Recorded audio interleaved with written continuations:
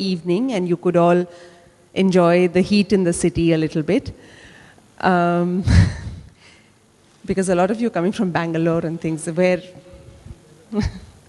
So yesterday we looked at the use of mobile phones for tracking and for information dissemination, and the idea was that this would trigger accountability and also increase understanding of entitlements. That's how it fits in with social and behavior change.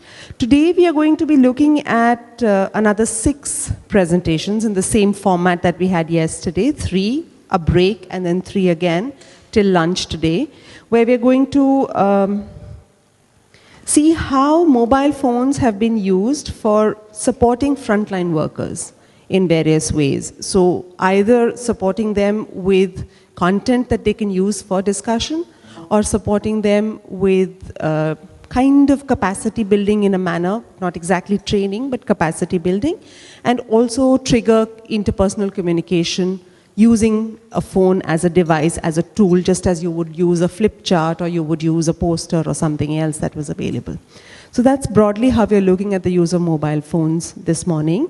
And for the case study presentations this morning, we have 3 presentations on the use of mobile phones for supporting frontline workers. Zubeda ji on Bridge IT India, or if you could come to the podium.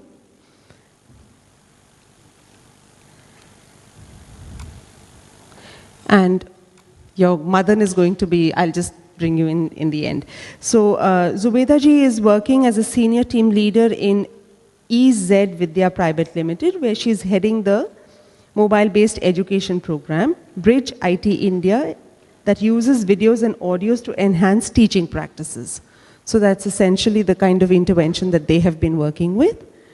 The second presentation today is by Priyanka Dutt on the mobile Kunji, which is a BBC Media Action. BBC Media Action has been doing this mobile Kunji presentation essentially in Bihar. And Priyanka is Associate Project Director at BBC Media Action. It used to be World Service Trust, it's now called. And has been leading with them for about 8 years. She's worked extensively on several health issues. May I invite you there, Priyanka?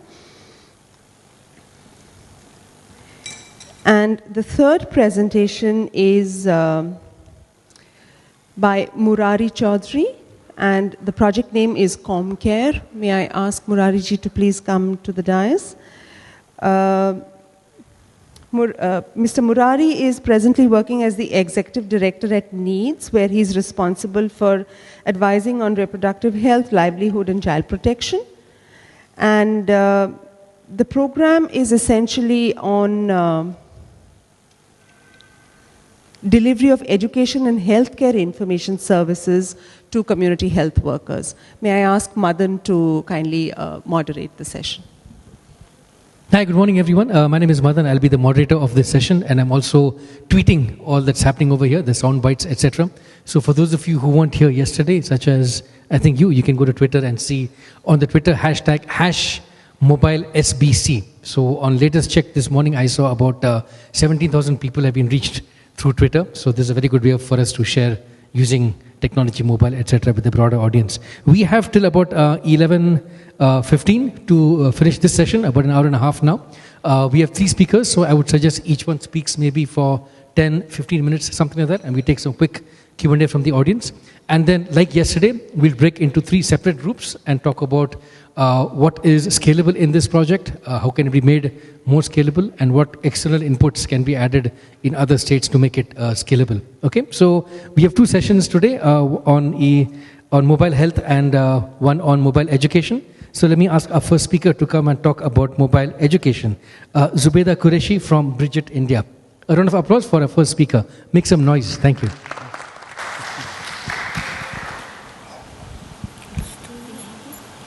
Okay.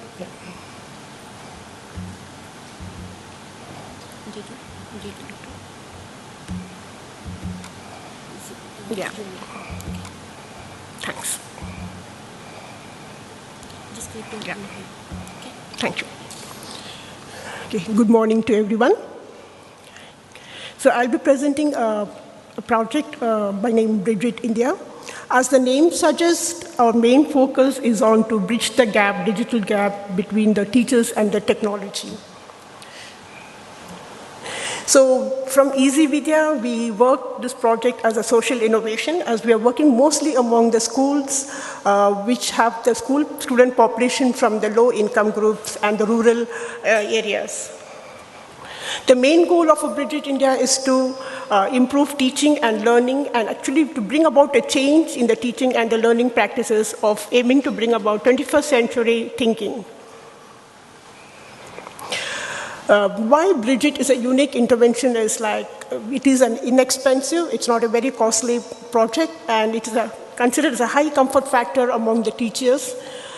Can be easily connected to the TV and the display content within 30 seconds. It doesn't have to have many accessories. And then we can have instant internet access because we have a 2G plan on all our handsets. And the teachers can access the internet even from the most remote locations, because we are working in AP with the most remote schools located in areas where even the traveling takes more than 2 or 3 hours from the city of Hyderabad. And the teachers, if they have any doubts, they can always call our help desk, and they can always document when they're using the handsets in the class with a digital photo or video.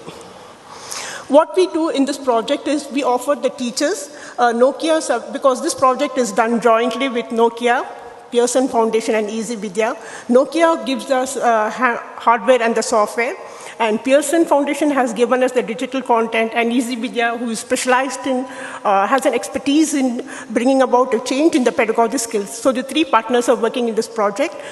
We hand over the teachers a Nokia 701 model. It's installed with the NET software. NET is Nokia Education Delivery Software. And apart from that, we have taken a lot of efforts to map the content to the syllabi of the 5th and the 6th standard students. That's where we are targeting them. So we have given them the activity guides and then the term planners. The most important thing in the project is that the content is mapped with the syllabi of the school boards, of all the different school boards. And we also offer the teachers a free prepaid SIM card. And then what we require from the school is just a TV or a display unit. Either it could be a TV or an LCD projector. And Easy Vidya gives us the on-site and the remote support. On-site in the terms, we provide them one centralized training program at the beginning of the academic year, and off-site remote support is on 24/7. The teachers can call us and ask for any query, and the person sitting at the remote desk, they will sort out their queries and give them the solution. So at the moment, we're working with the 5th and the 6th standard students, teachers, so for both English and science subjects. So we request that school authorities and educational authorities that the teacher who's in the program should not be transferred. And then a TV or a display unit and educate power supply.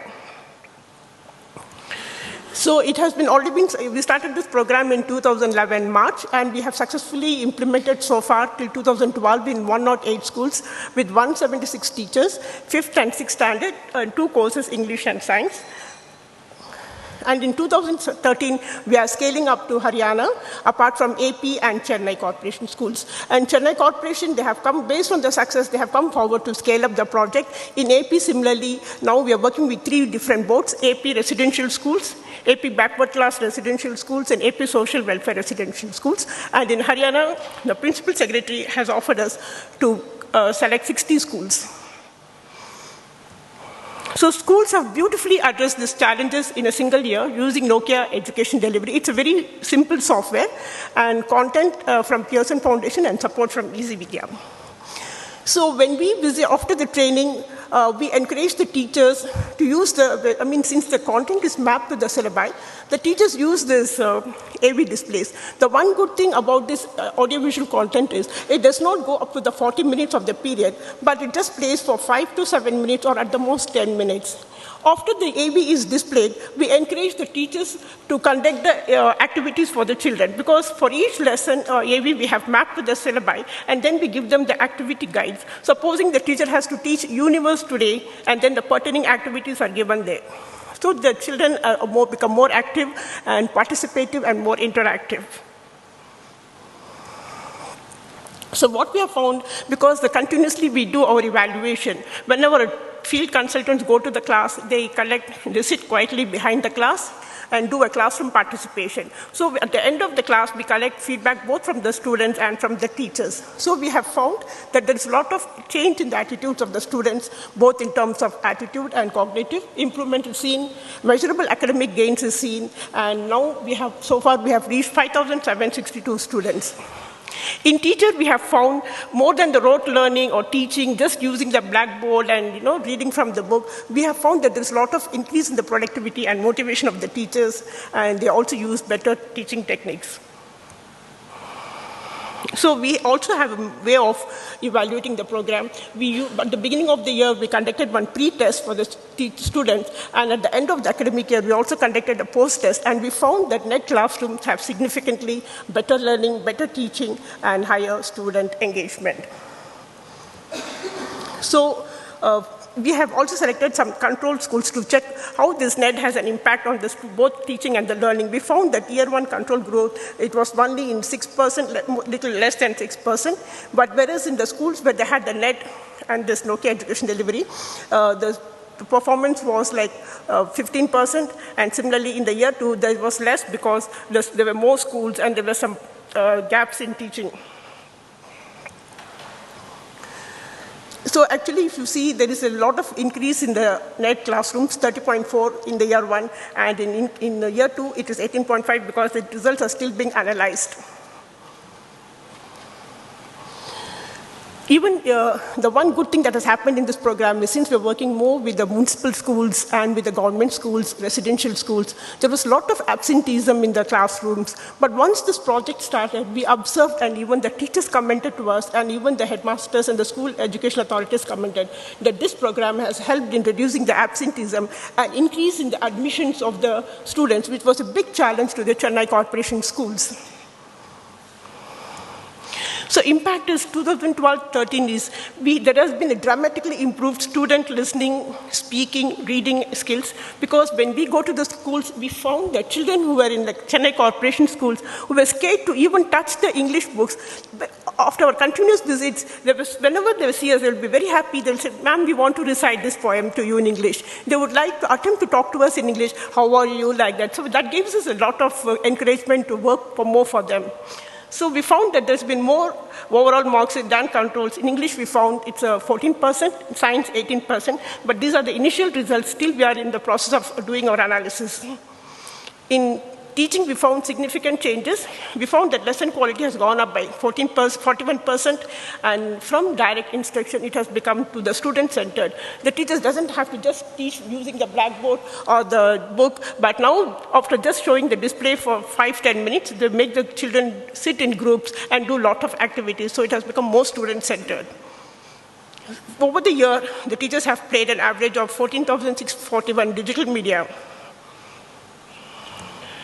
So unique feature of Bridget and Nokia Education Delivery Stat, this is what has happened is, even the team who was involved with, we were not aware of it. There is a software, even if the teacher, wherever it's in the remote location, they open the video, or even if they play it till the middle or at the end, it will get logged into the stats. So we will know, and for all the teachers, we have given the code, keeping it anonymity. So we will know, like TN1, he or she has played so many videos like that. So at the end of the year, we will know who has played many videos and who have played completely like that. In this way, we can keep a track of the teachers.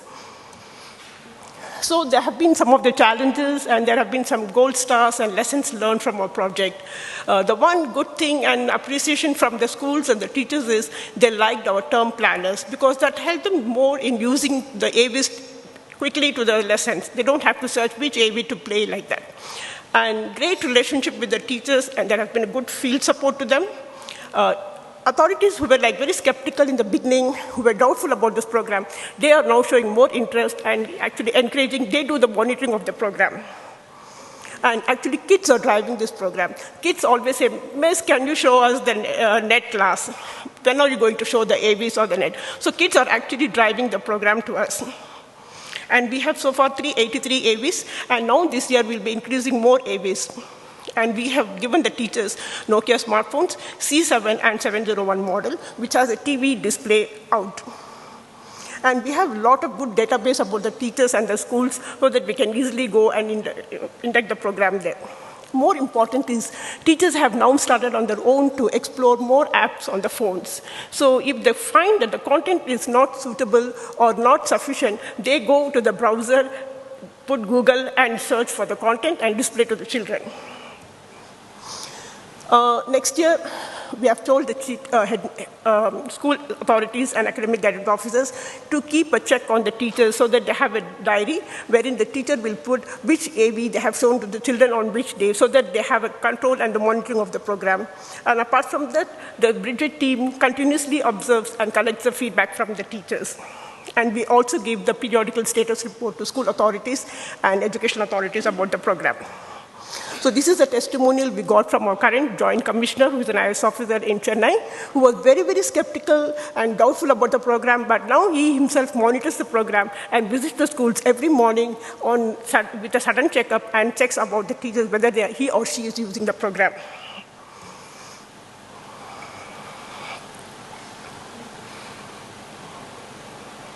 So these are the feedback we get from the teachers, which encourages us, as well as the other partners, to scale up the program.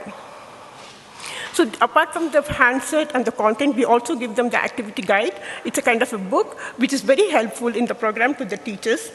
Based on this, there will be concept, and we also give them a suggestion where they have to play this AV at the introduction or at the middle or at the reinforcement. And then we suggest to the teachers, these are the activities they can follow, because nobody can replace the teachers. It's just a suggestion to the teachers. So we have collected a lot of feedback. This is one of the feedback from the AP school, residential school. Actually, even the teachers who were very skeptical or doubtful about handling the phones because they have a very basic model, they were very interested, and the smartphones has helped motivated them to use the program more often. In Chennai, both in Chennai and in AP, we found the major problem was the power cut. Sometimes the power cut will be so much at a stretch of 2 or 3 hours. In that situations, the children, they will make to sit in the groups, and the teacher will sit with the AV on their phone, and they will display to it.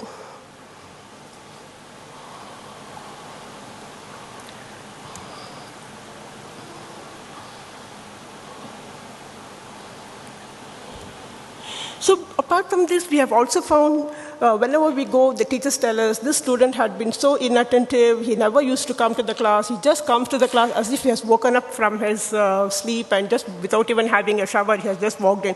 But now, after seeing small animation videos, a lot of stories in the English and all that, the children have taken so much change that they would dress up. And in one recent report which I have submitted to our stakeholders, I have said a beautiful case study where the child who was very inattentive and absent regularly from the class has changed a lot, that his friends call him English Pillai. English Pillai in Tamil means English child. So they all ape like that. So it is a program not only can be considered for improving academic performance, but it has also brought about a more social change and the behavior and personality of growing up kids. So in the terms of overcoming the challenge social advancement is, we give more importance to the schools in residential areas where the children come from the agricultural or from the very BPL families. So we give them the importance to those schools. So in that way, the Easy Vidya is working towards bringing about a social advancement. And we see that kids learn well in challenging circumstances also. A little about Easy Vidya. Our main objective is to build curriculum chrysalis, and we provide training to the teachers, and we also do consulting. Thank you.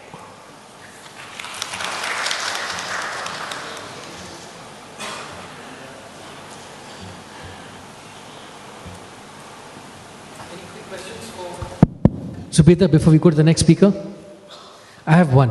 What kind of content does Pearson give? Is it standardized to the Indian curriculum? Pearson, yeah. The kind of content? The content has been provided to us from the Pearson in the year 1. The content was provided to us from the Pearson Foundation. From the feedback we got from the teachers and the students is, to be honest, they said we couldn't follow the American accent in the Pearson Foundation. So what we Easy Vidya did is, since we also make a lot of curriculum, we gave them to some AVs the voice overs, and in year 2, we developed our own content with the local Indian context. Okay. Question? No.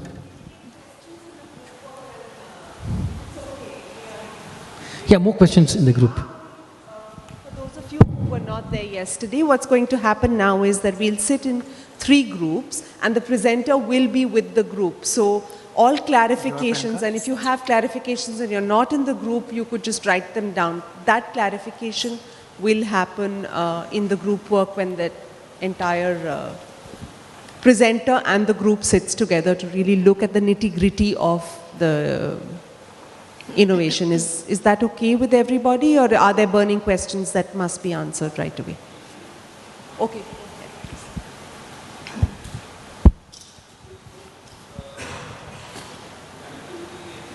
These are 2 issues. Connectivity? I didn't hear the question properly. Connectivity. Yeah, connectivity and power was a big challenge for us in AP because we were working with the AP residential schools in year 1.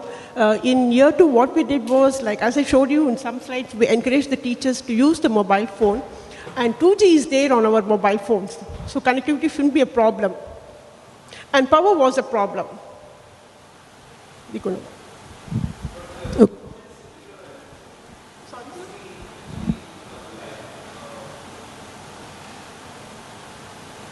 EG, if it is there, then no problem. If 2G, then it takes more time, and also interruptions will be there.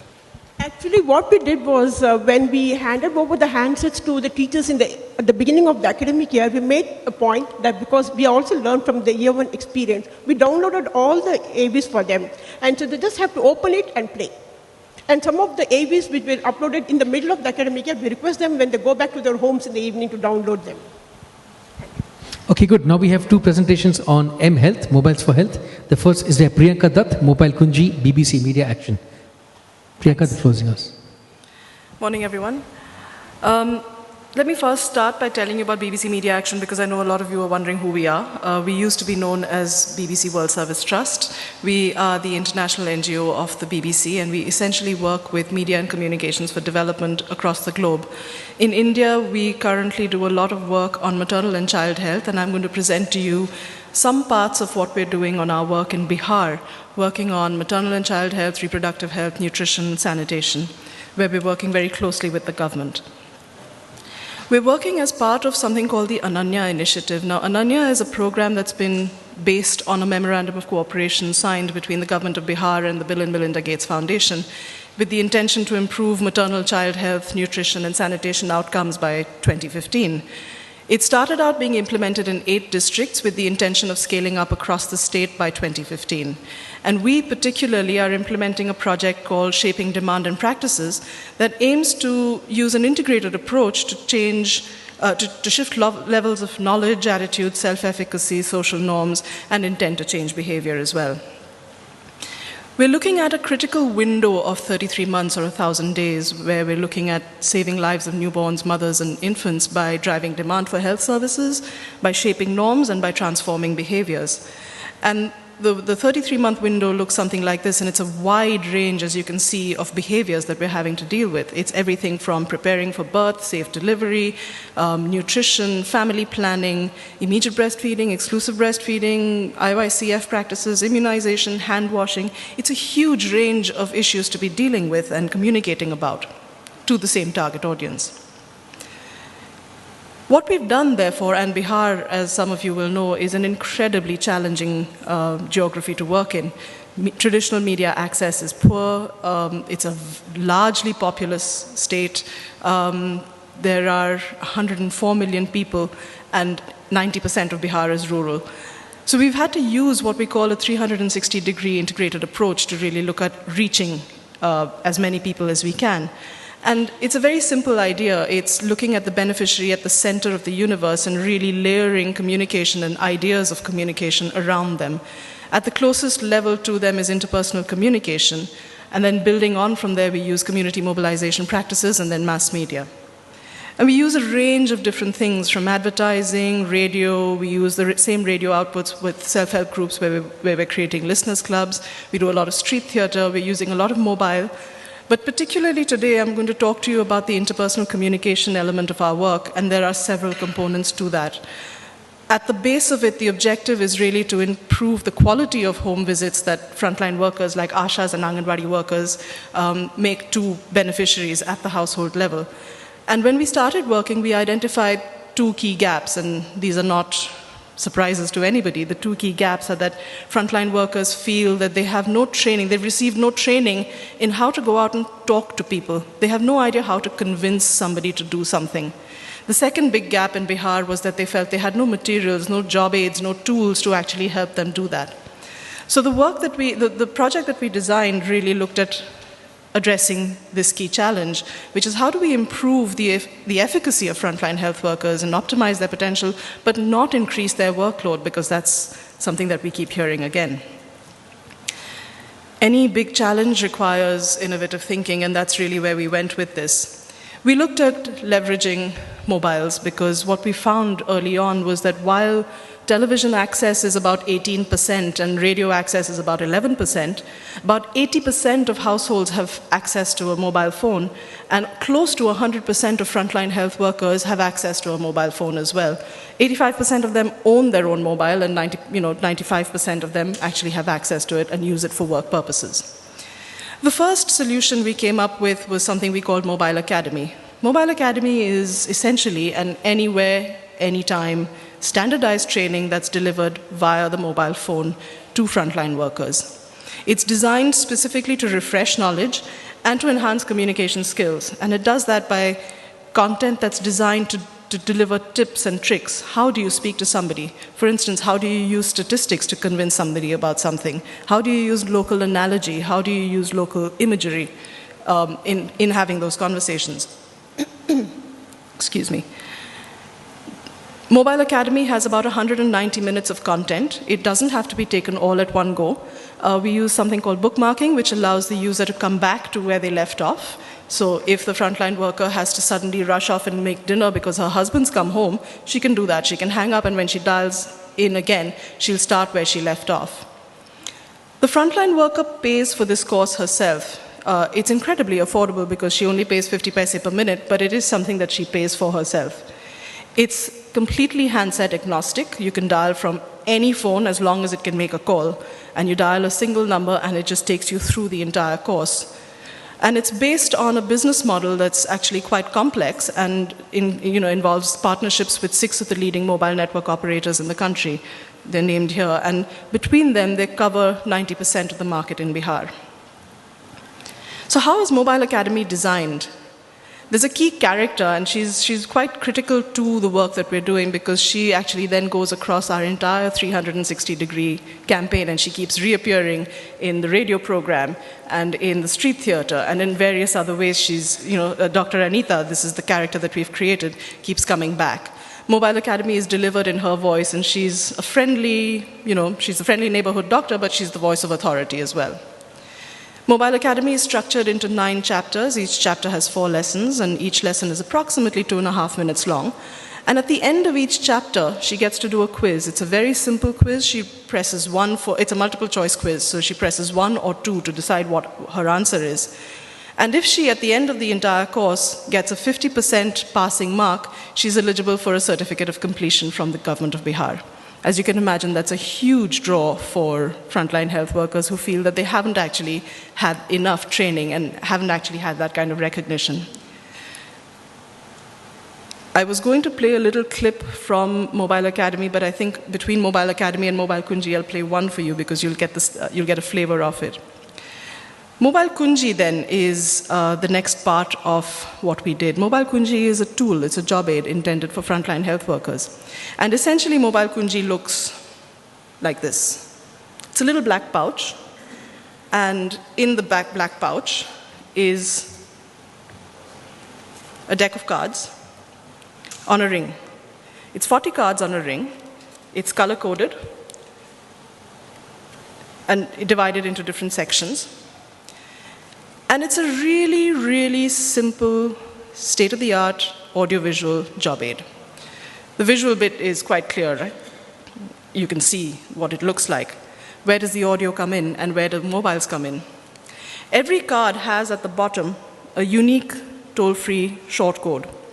So if the frontline worker is talking to the family about skin-to-skin care, she can dial the number at the bottom of that card, and she then goes directly to an audio message that's linked to the content on that card. And she uses that to play. She either hands her phone over or she puts it on loudspeaker and hands it over to the mother or the mother-in-law to listen to, and thus reinforcing what she's saying to the family and what she's demonstrating to the family. The audio content, again, is delivered by Dr. Anita. You can imagine what effect that has on beneficiaries, because this is a community that doesn't have access to doctors very easily. So then when there is this doctor character that's bringing you information from around the world that's relevant, it's incredibly engaging and important for them. The calls that frontline workers make to Mobile Kunji are toll-free for them. We don't expect them to pay for this because this is part of their jobs, and what's the motivation, therefore, for them to pay for it? Currently, the project is covering costs for these calls, but we're working very closely with the government of Bihar to actually operationalize. The money's in the PIP, and it's about now getting the money out of the PIP and into the mobile network operators. Again, it's based on the same partnerships with Airtel, Vodafone, Tata, Idea, Reliance, and BSNL.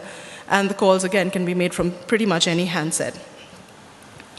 The cards are designed to follow a specific logic principle. So there's an argument flow that each card actually follows. It starts with a conversation starter that usually provokes something. It provokes a response in the audio, in the beneficiary. So it's something that allows the conversation to really engage.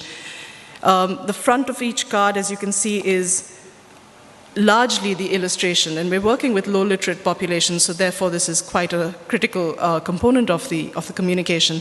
It's the image will either illustrate the to-do or the benefit of what we need the beneficiary to do.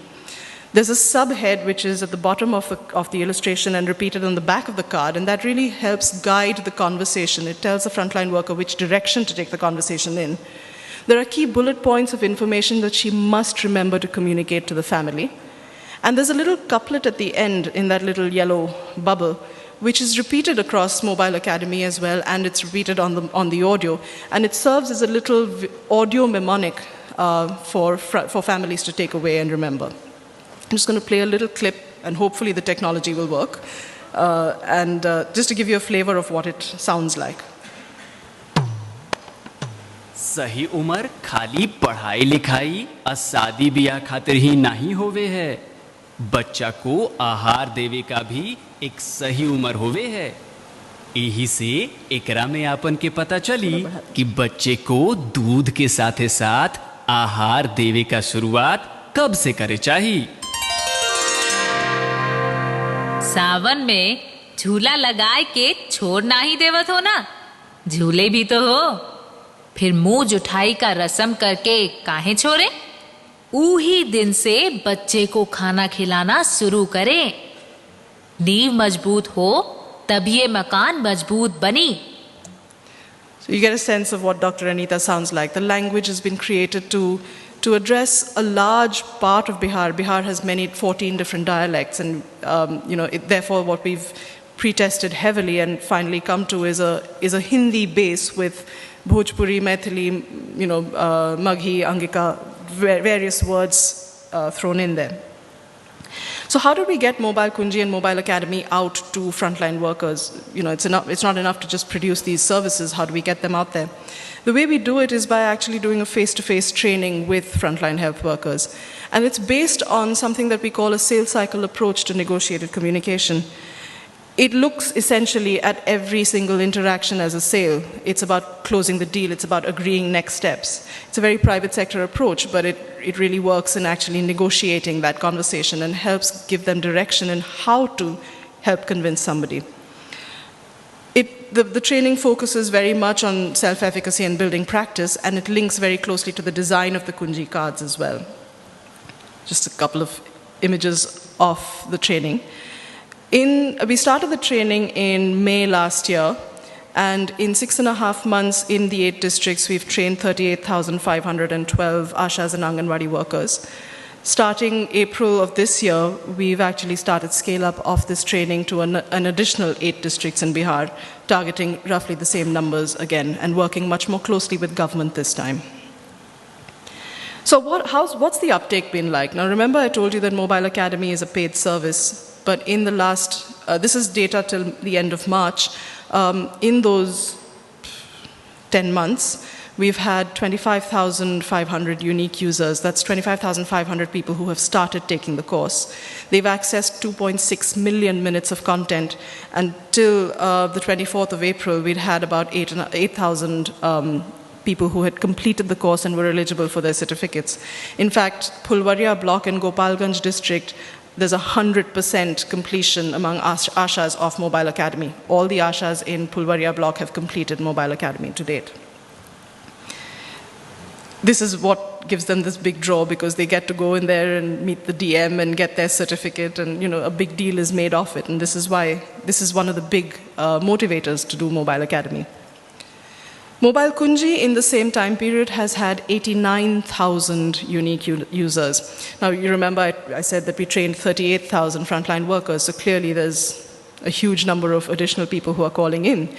And with the support of the Bill and Melinda Gates Foundation, we've set up a call center to check who these people are. And we found that there are frontline workers outside the 8 districts, people we haven't trained yet, who are calling in. We found that there's a large number of housewives who are calling in. So clearly what's happening is that the frontline workers leaving the short code numbers behind at the family. And then it's pretty much everybody else. Tailors, bus drivers, sabziwala, istriwala, you name it, everybody has called the number at least once. However, there is a core group of about 40,000 frontline workers across not just our 8 districts, but in other districts as well, who call Mobile Kunji repeatedly every single month.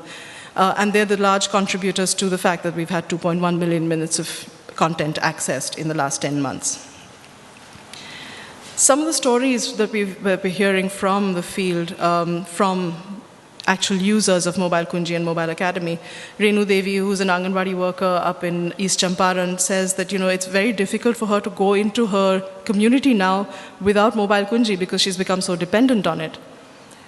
In Gopalganj, we met this young woman, 19 years old, married, first time pregnant, and we were talking to her about what the Asha and the Anganwadi worker had said to her about being prepared for her delivery. And she said, I've made all the arrangements and I'm going to have the delivery in a hospital, and I've got everything prepared at home as well. So we said, what have you got prepared? And she raced in and brought out this little bag, and she had in it the stuff that you can see in the bottom right photograph. And it's essentially a repeat of what this card is. It's clean cloth, it's soap, it's new thread, it's a little piggy bank to start saving money, and it's her registration card. And that for us was really the key moment of looking at how Mobile Kunji works. Thank you very much. Thanks, Priyanka.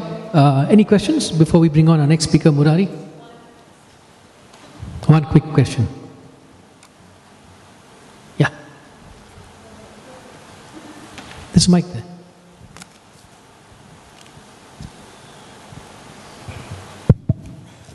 Have you thought about any helpline now so that Dr. Anita can also answer some questions that come up?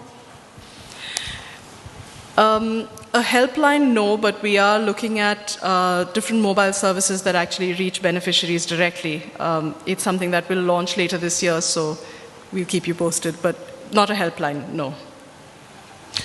Priyanka, the cost for the Mobile Academy, you said it was 50 paise per minute. Per minute, right? Yeah. That's not even partially subsidized, that's an all-in-all cost as partnership with the service providers? It's actually subsidized by the service providers, by the mobile network operators. These are all VAS services, and right. VAS services, as you know, standard rates are about 6 rupees a minute. So when we're talking about 50 paise per minute, that's about a 90% subsidy from the mobile network operators, which is enormous.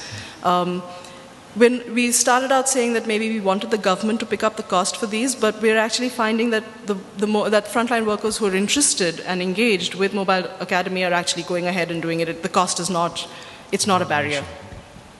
Thanks, Priyanka. Next, we have Murari Chaudhary, who's also from another mHealth project, ComCare by Needs, the Dimagi Health Solutions project from Jharkhand, and this also looks at mobile communication for community health workers. Murari, if you have, say, 10 minutes. Presentation or? Yeah.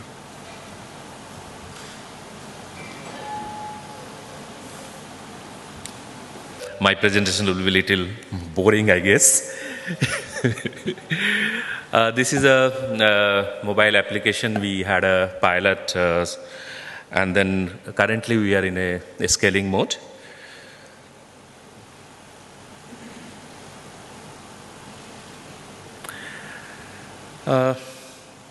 Currently, Simavi, there's an organization based in Netherlands who is supporting us to scale up this program. Why we started this program was we found that there are a lot of maternal deaths which are not recorded in 351 maternal death rate of Government of Jharkhand. One sample study, currently we are also doing maternal death audits and newborn death audits in 3 districts. So one of the sample what we found is out of 40 death audits we found there are 11 deaths, maternal deaths. And when we did a entire survey of one block, we found the maternal death rate is 1700. All deaths were avoidable. The reasons largely was those basic 3 Ds, the delay at home level, delay in transportation, and delay in services at institutional level. So there's an absolute lack of preparedness at household level also. The project we started as a pilot with 10 Sahiyas, and then we added another 10 Sahiya. One Sahiya means ASA workers. It is called in Jharkhand as Sahiya. So one Sahiya covers 1,000 population. So we found, we got encouraging results. We did some kind of FGD, in-depth interviews of Sahiyas, FGD at community level, and we found that there are changes taking place because of the application of the mobile.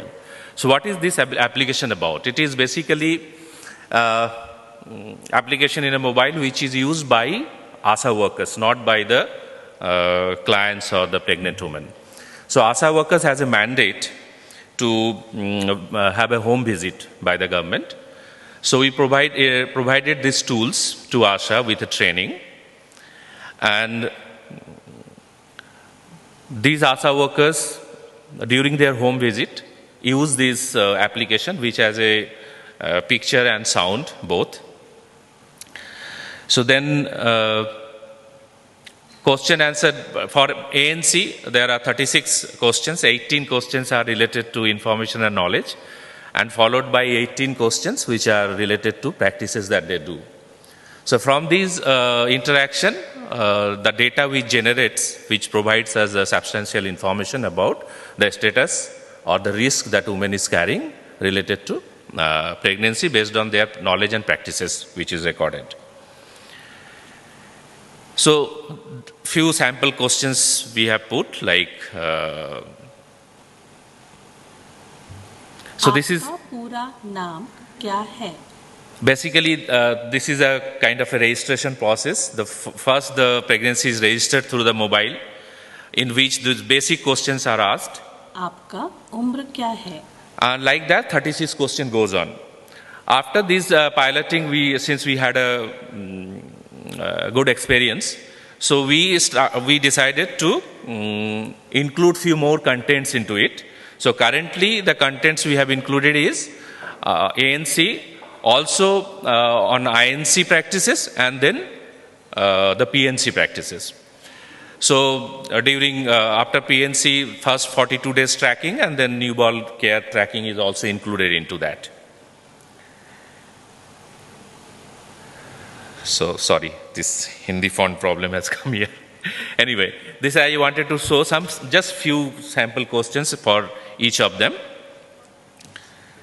Yeah. So basically, it starts from the registration. The client's list gets generated. Then we have a protocol by which the Sahiyas are trained, which they use. And the multimedia educational prompts are there. Like when we put these questions, the picture and sound automatically comes. So, and this is like little interactive, because when the ASA workers using this media ask questions, does not end with yes and no. The client also asks few questions. So ASA workers are trained for that through frequently asked questions. So then there some interaction also goes on. And what we found was there's the same ASA workers during their field visits, home visits, used to do a lot of education, advices, which was usually not followed by the women that they were interacting. But somehow we found that use of mobile have given them some kind of attraction. So once the mobile tells them something, they think this must be followed. So once we did those kind of a survey to understand whether the change is taking place, then we found that a lot of change is taking place. For example, these women had an understanding that during pregnancy, some kind of vaginal itching is common for all. So they never thought that this is something which will be taken care of.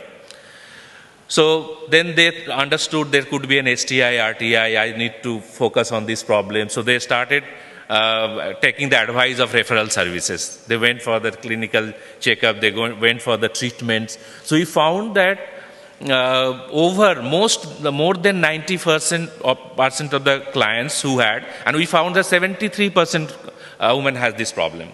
And over 90% women who were advised to go for a clinical checkup and for referrals, they obeyed, they went for a clinical checkup, they did a treatment for it. And since it has all answers available, so ASA workers also felt very confident. They need not refer to any book or anything. They have all answers ready there, so they are able to communicate well with the clients. There are a few challenges initially we started facing. There are even few ASA workers who are illiterate.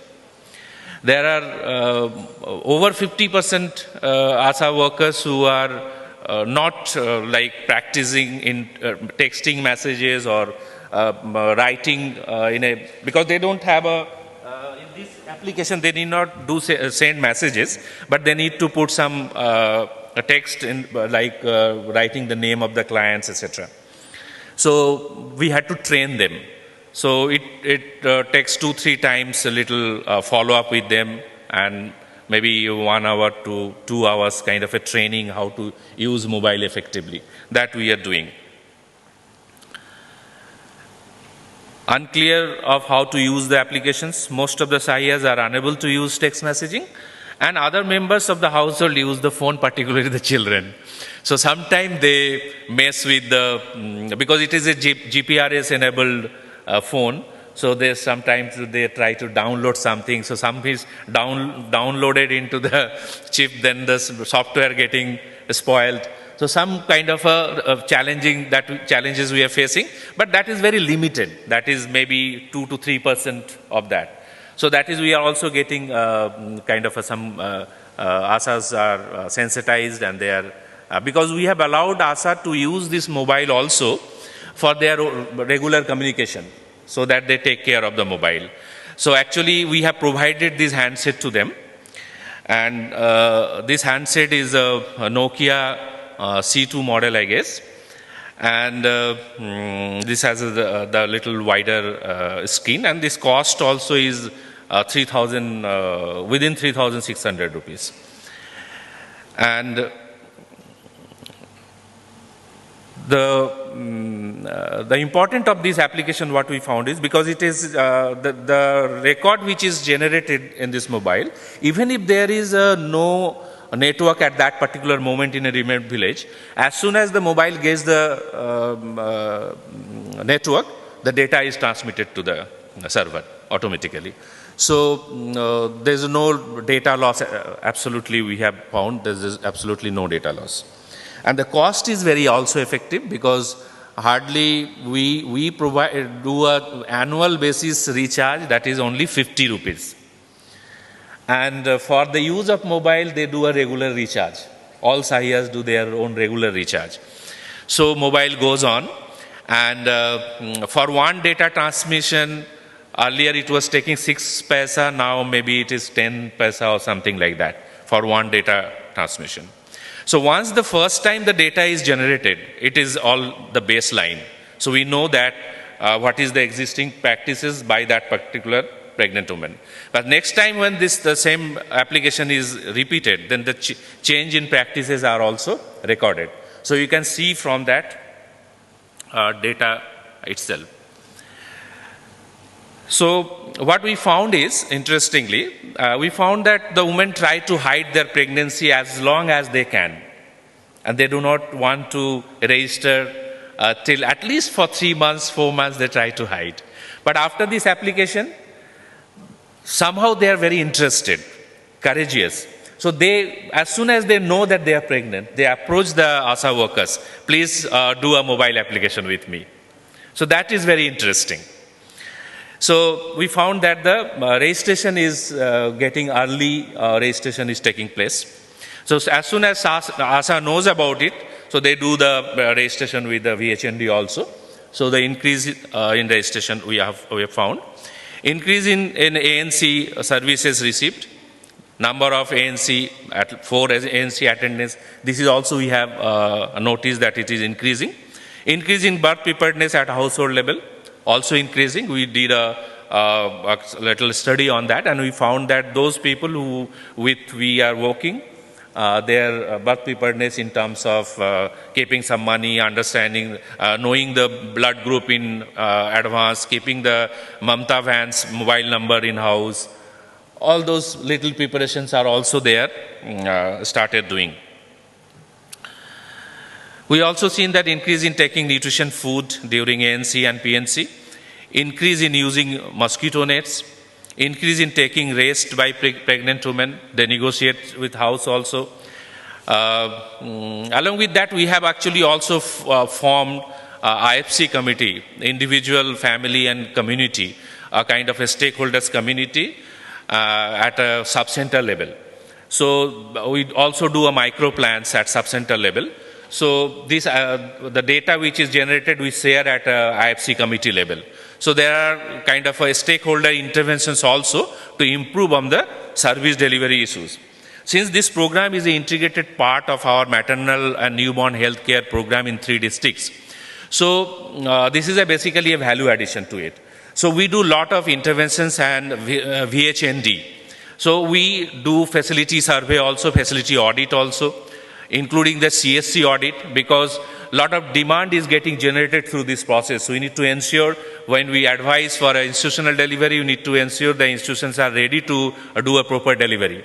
So we do a quarterly basis facility survey audit and share the report with the government also. We identify critical gaps and we try to help government to improve on that, use the untied fund, influence the hospital management committee to use money to meet the gap. So that way we are doing this kind of a integration. In phase 2, we have started scaling up with the 441 SAHIA covering 2 blocks. And as I said, that ANC, INC and PNC neonatal care contents are also incorporated into this program. And DEF is also helping us because now we are having a independent server and the data management will be with the DEF. And we have registered a website called www.mobileformother.in.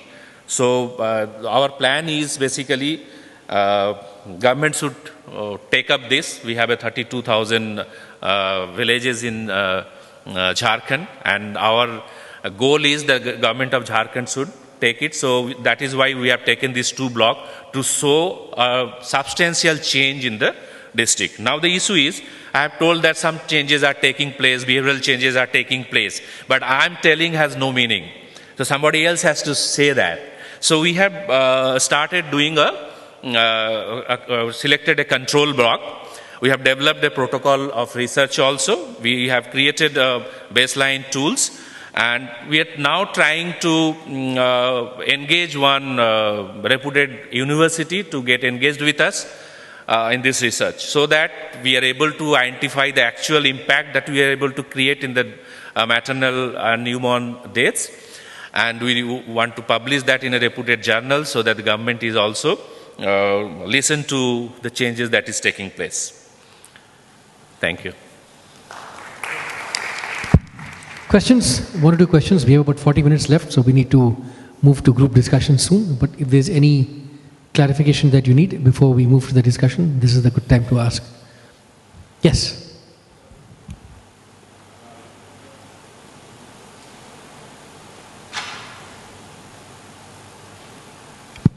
Okay, just a clarification. I think it's a very interesting example.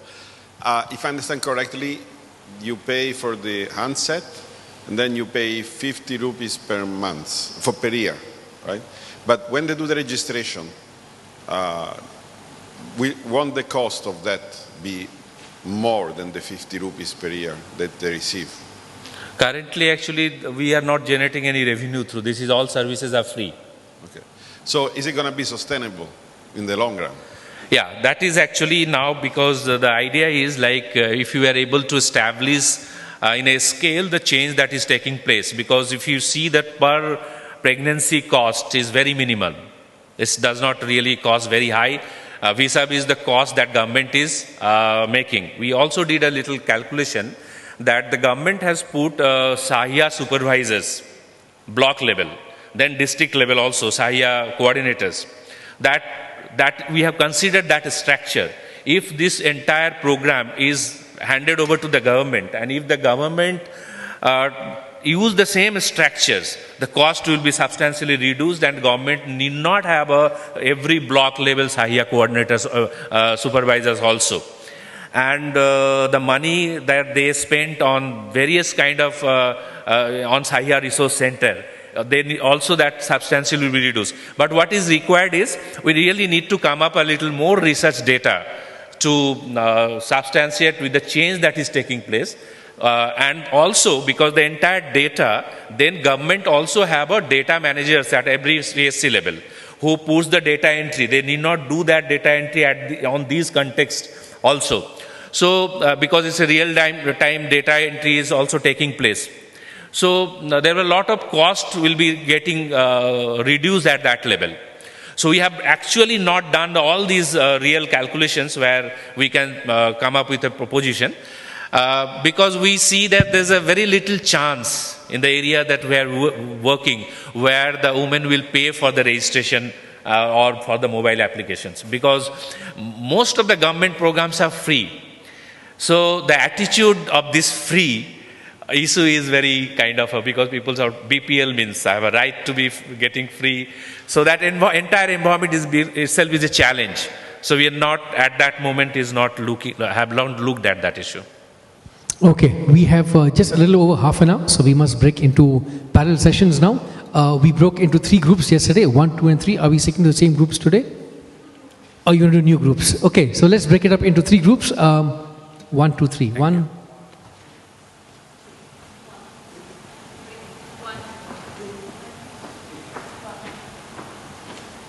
Two, 3. 2, 3. 1, 2, 3, 1, 2, 3, 1, 2, 3, 1, 2, 3, 1, 2, 3. Who's left? 1, 2, 3, 1, 2. Okay, so all the ones, did I get everyone?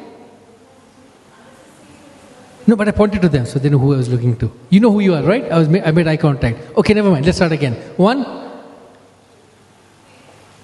Loud, shout. 2, 3.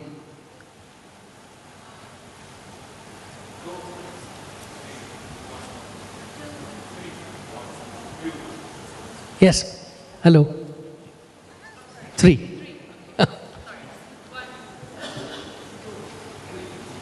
Madam, 1. Hello. Miss SMS. She's not one of you. Yeah. Okay. Yeah. We're doing it again. Sorry. 1, 2. Hello.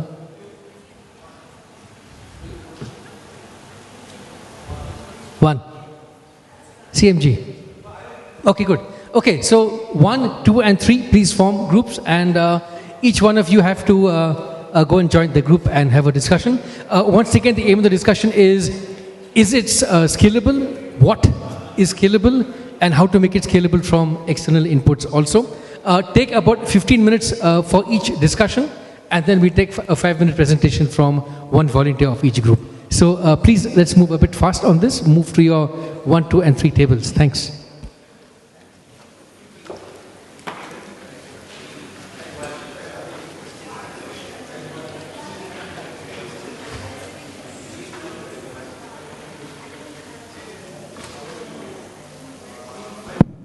So group 1 is meeting here next to me, and group 2 and 3 choose your own tables. Group 2 is here in the front.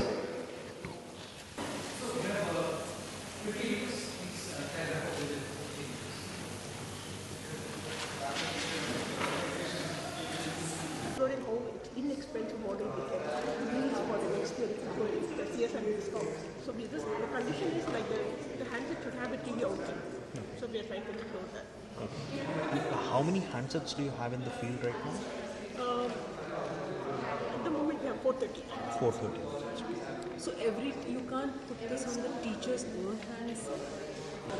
These are big issues, and especially in Haryana, maybe UP, Bihar, it will get even worse.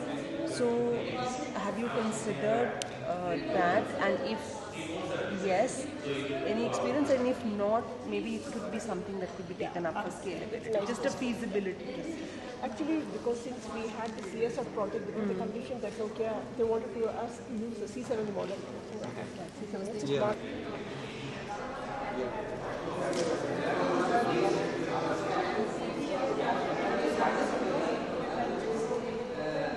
It's not intended to be used by a family, and what we've learned about communicating with families directly is that you have to take a different approach to I agree. So it has to be a two-way conversation, and it is intended to enable and standardize it. Also, I should request, because you are in Bihar, Bihar developed a large strategy. I'm from UNICEF.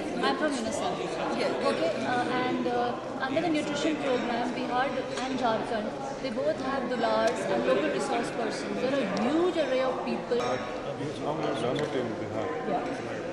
Now, if we want to take it up in Jharkhand, what do you have to do? Can I tell you that the services are live in Jharkhand? Okay. The services are live in Jharkhand. The cost estimate and what she was saying, that if I understand this is not completely out of the system. You are working with the same asas and so. If you look at the, I mean, just to give.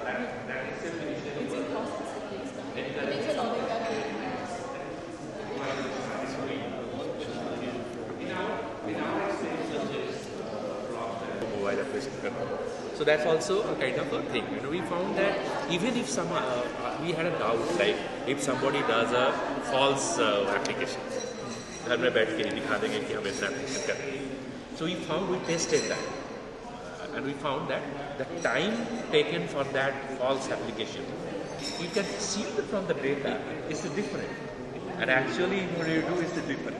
So every time Asha goes to a family, so she needs to fill that 36 question. Followed by counseling. Yeah, that's a huge task. I don't know, I mean, how to retain that. Actually, it will automate that. Then it will become really fun. Did you take time for the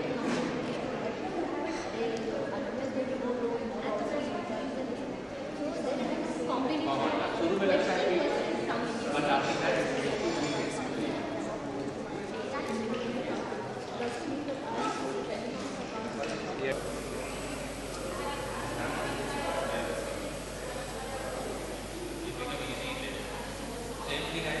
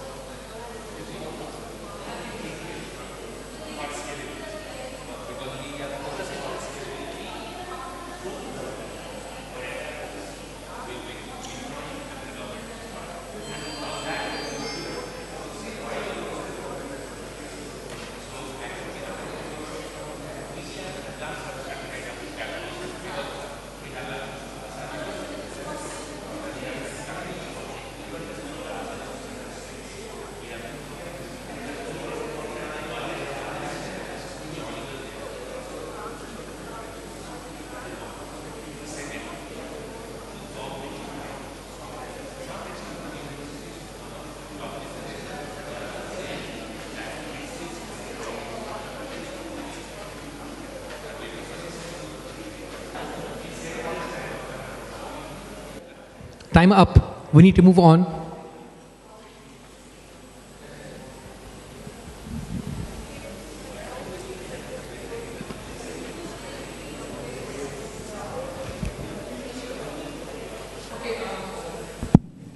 In the interest of time, we'll start with this group. This group is ready to make their presentation. So who's going to speak? Who's the spokesperson? Yes. Okay, ladies and gentlemen, can we have attention, please? Here's the first set of recommendations from this group.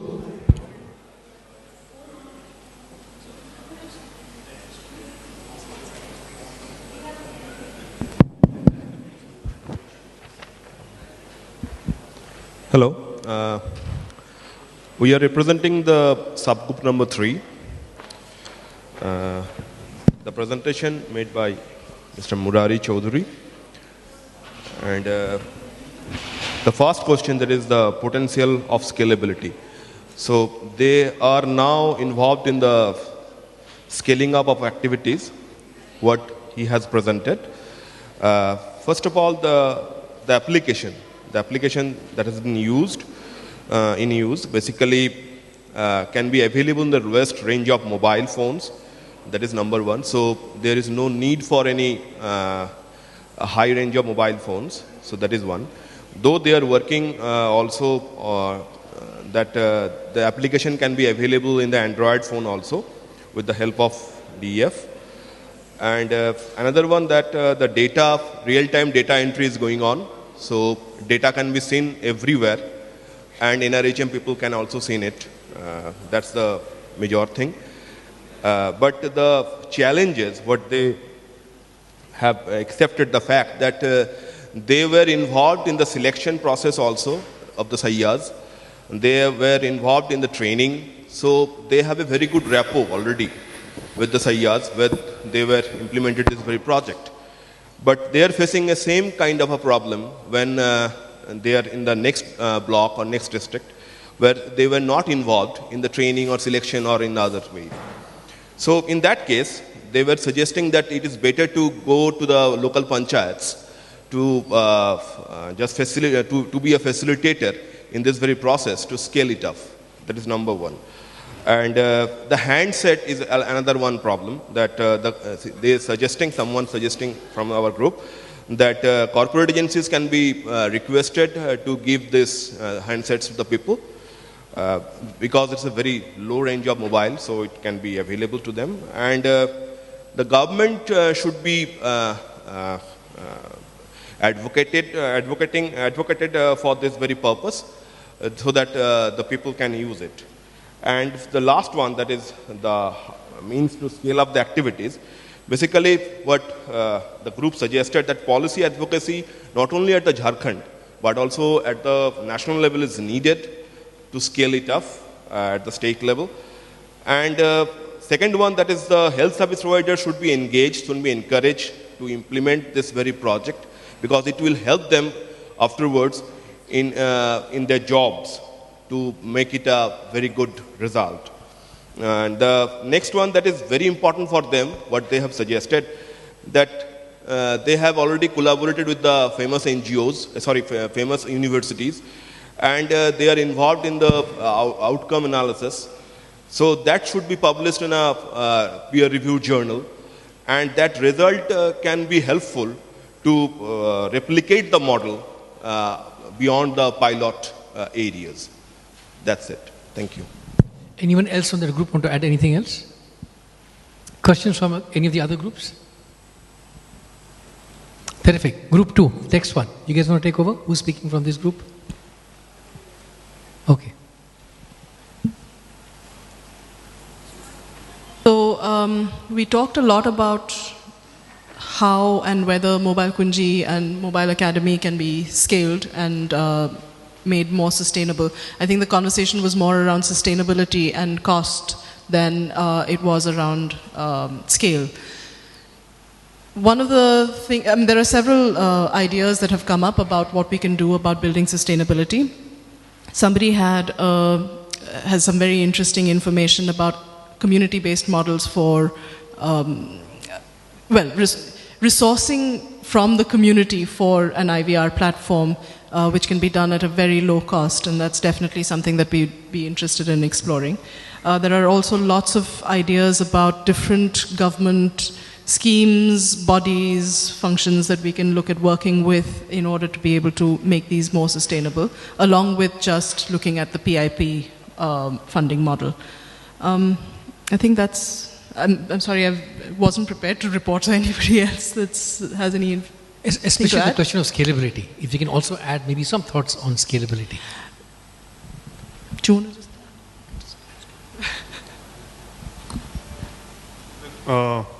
they have experimented it, piloted it, there are results. And in terms of scalability, the things which we were discussing is that how do you integrate it within existing government system, the same kind of experience. So you have Sahiyas, you have Anganwadi workers, you have their training going on. So how do you negotiate with the government in other states to roll out this through the existing government mechanism is something which we would be interested to look. And this 20 minutes didn't provide that much space that we could talk about it. We'll be surely interacting after the group work. Okay.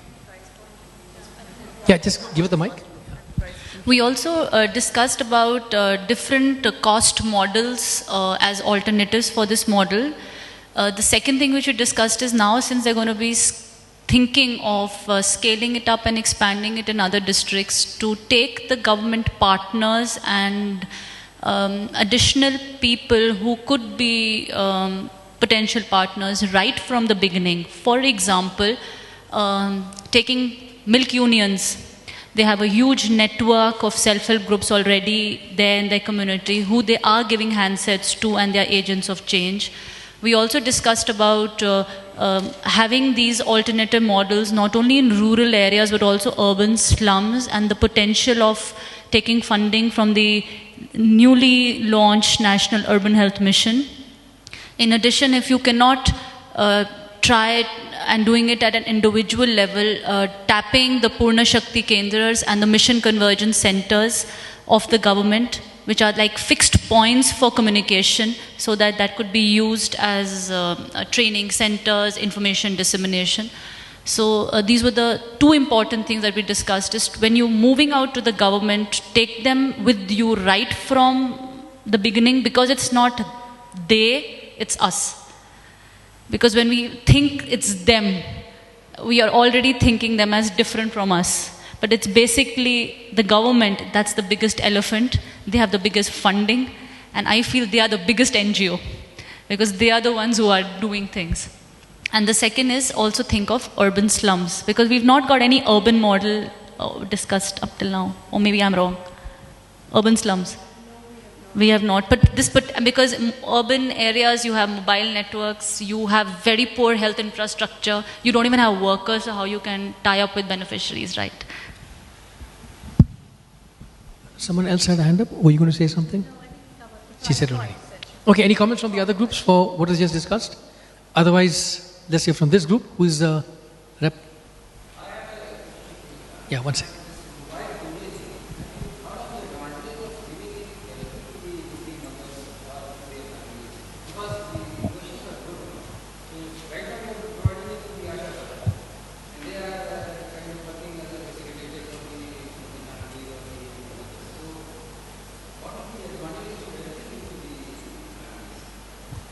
Question. It is something that came up very briefly.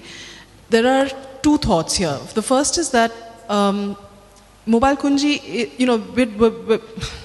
Bihar is, when you're working with families in Bihar and specifically with women in Bihar, you're working with incredibly low levels of comprehension, forget about everything else. Kunji requires a certain level of literacy, it requires a certain level of even though it's very, very basic technology sophistication, it does require, you do need to be able to register and things like that. What we have done instead, and I haven't talked about it at all today, is that we have created a service for families specifically. It is the same content that's in Kunji, but it is a very, very, very simplified version that works for the community, really. It's been about now, again, 9 months in development. It's gone live in Bihar, but it will be promoted starting in about the end of June.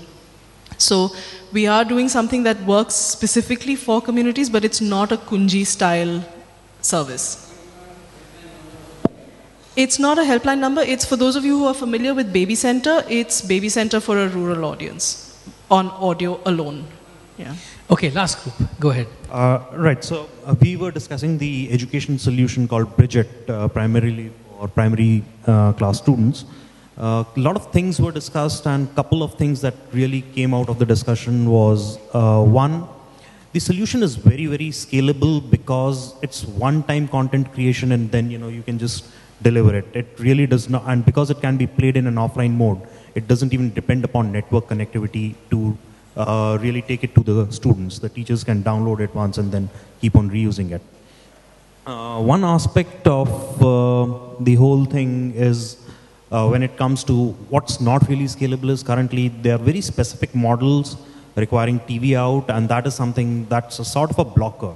It also raises the cost of the device, and getting those kind of devices is not an easy thing. So probably one of the things that they could explore is how could they do away with that kind of a dependency, or how can they use ordinary phones that are available in the field to deliver the same content, whether it's getting some sort of an attachment that works with ordinary phones or something of that sort. The other thing is probably as a scaling mechanism, what can be explored is, because this is content, it can be downloaded through a phone, it can be put on a USB stick or something of that sort, and then just played on a television without even having to connect phone to a television, so to say.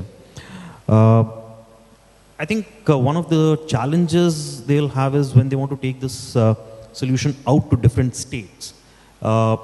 Converting that content into the local dialect, into the local language is a sort of a rework there once. But I think that's primarily where funding may be needed, or government assistance can really help. And the most, and actually the simplest thing is tying up with the governments, and as you rightly said, taking the government along it's not just about one state or one district. This can be rolled out very easily across. It really doesn't need any sort of a bigger infrastructure at the back end to scale. So that can really be helpful. Questions, comments? Anyone else want to add anything? Or yes?